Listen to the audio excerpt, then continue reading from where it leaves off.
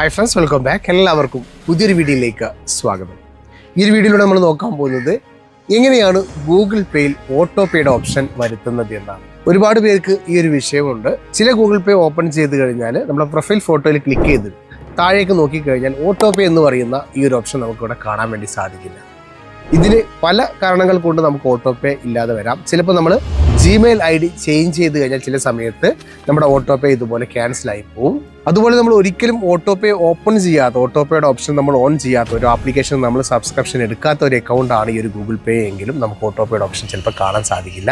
എന്നാൽ നിങ്ങൾക്ക് മുന്നേ ഓട്ടോ പേയുടെ ഓപ്ഷൻ ഉണ്ടായിരുന്നു, ഇപ്പോൾ നിങ്ങൾക്ക് ഓട്ടോ പേ കാണുന്നില്ല. അല്ലെങ്കിൽ നിങ്ങൾ എന്തെങ്കിലും ഈ ഒരു ഗൂഗിൾ പേ വഴി ഓട്ടോ പേ ഓപ്ഷൻ എടുത്തു, എന്നിട്ട് നിങ്ങൾക്ക് ഈ ഒരു ഓട്ടോ പേയുടെ ഓപ്ഷൻ കാണുന്നില്ല എങ്കിൽ ഇതെങ്ങനെ വരുത്താമെന്നാണ് നമ്മൾ ഈ ഒരു വീഡിയോയിൽ നോക്കാൻ പോകുന്നത്. നമ്മുടെ ചാനൽ ആദ്യമായിട്ട് കാണുന്നവരുണ്ടെങ്കിൽ ഒന്ന് സബ്സ്ക്രൈബ് ചെയ്ത് വെക്കുക, വീഡിയോക്ക് ലൈക്ക് ചെയ്യാൻ മറക്കരുത്. അപ്പോൾ എങ്ങനെയാണ് ഓട്ടോ പേയുടെ ഓപ്ഷൻ വരുത്തുന്നതെന്ന് വീഡിയോ കൊണ്ട് മനസ്സിലാക്കാം.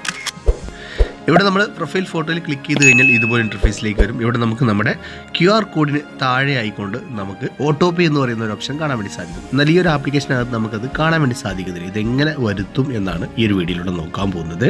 നേരത്തെ പറഞ്ഞ പോലെ തന്നെ നമ്മൾ ഇതുവരെ ഒരു ആപ്ലിക്കേഷൻ്റെയും സബ്സ്ക്രിപ്ഷൻ എടുത്തിട്ടില്ല എങ്കിൽ നമുക്കിവിടെ ഓട്ടോ പേയുടെ ഓപ്ഷൻ കാണാൻ വേണ്ടി സാധിക്കില്ല. അപ്പോൾ ഇതെങ്ങനെ ഫിക്സ് ചെയ്ത് നോക്കാം. അതിനായിട്ട് നമ്മൾ ഗൂഗിൾ പേയുടെ ആപ്ലിക്കേഷൻ ലോങ് പ്രസ് ചെയ്ത് പിടിക്കുക. അപ്പോൾ നമുക്കിവിടെ ആപ്പ് ഇൻഫോ കാണാൻ വേണ്ടി സാധിക്കും. ആപ്ലിക്കേഷൻ്റെ ഇൻഫർമേഷന് ഈ ഒരു ഐക്കണിൽ നമ്മൾ ടച്ച് ചെയ്ത് കൊടുക്കാം. അപ്പോൾ നമുക്ക് ഇതുപോലെ ഇന്റർഫേസിലേക്ക് വരും. അപ്പോൾ നിങ്ങളുടെ ഫോണിൽ ക്ലിയർ ഡാറ്റയും അതുപോലെ തന്നെ ക്ലിയർ ക്യാച്ചും കാണാൻ വേണ്ടി സാധിക്കും. നിങ്ങളുടെ ക്ലിയർ ഡാറ്റ കൊടുക്കുക, അതായത് ആപ്ലിക്കേഷൻ മൊത്തമായിട്ട് നിങ്ങൾ ക്ലിയർ ചെയ്യുകയാണ്.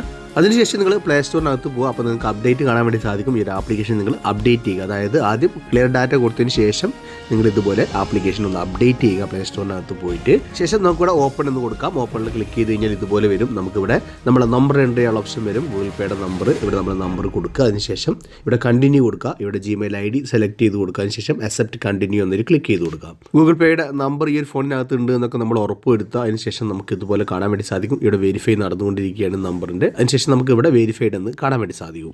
അതിനുശേഷം നമ്മുടെ ബാങ്ക് ആഡ് ചെയ്ത് കൊടുക്കാം. അപ്പോൾ ബാങ്കിലേക്ക് പോകാനുള്ള SMS ഉള്ള ക്യാഷും അതുപോലെ തന്നെ വാലിഡിറ്റി റീചാർജ് ഒക്കെ ഉണ്ടെന്ന് ഉറപ്പ് വരുത്തുക. കുറച്ച് നേരം വെയിറ്റ് ചെയ്ത് കഴിഞ്ഞാൽ നമ്മൾ SMS വരും. അതിനുശേഷം നമ്മൾ കണ്ടിന്യൂ കൊടുക്കാം. ഇതുപോലെ ഇൻ്റർഫേസിലേക്ക് വരും. ഇവിടെ നമുക്ക് UPI പിന്ന് സെറ്റ് ചെയ്യാൻ ഞാനിവിടെ നോട്ട് നൗ എന്നാണ് സെലക്ട് ചെയ്യുന്നത്. ഇത്രയും കാര്യങ്ങൾ ചെയ്താൽ മതിയാവും. നമ്മുടെ U എന്നതിൽ ടച്ച് ചെയ്ത് കൊടുക്കുകയാണ്, താഴെ കാണുന്ന U എന്നതിൽ. അപ്പോൾ നമുക്ക് ഇതുപോലെ നമ്മളെ സെറ്റിങ്സ് ഒക്കെ ഇവിടെ ഓപ്പൺ ആയിട്ട് വരും. കണ്ടില്ലേ? ഇപ്പോൾ നമുക്കിവിടെ നമ്മളെ QR കോഡിന് താഴെ ആയിക്കൊണ്ട് ഓട്ടോ പേ എന്നുള്ള ഓപ്ഷൻ വന്നിട്ടുണ്ട്.